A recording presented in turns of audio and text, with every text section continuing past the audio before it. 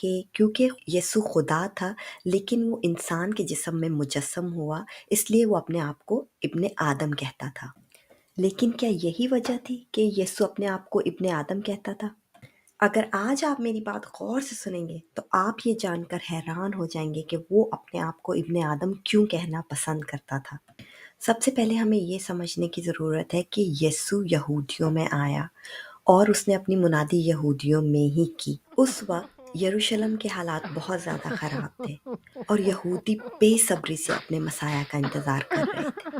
वो बाइबल मुक़द्दस के पुराने अहदनामे में से उन हवालों का मुताला बड़े गौर से करते थे जिनमें मसीहा के आने की पेशनगोइयाँ हुई थीं। उनमें से एक पेशनगोई तो ख़ास तौर पर उनकी फेवरेट थी, क्योंकि उसमें बताया गया है कि कैसे मसीहा आएगा और अब्बद तक हुकूमत करेगा।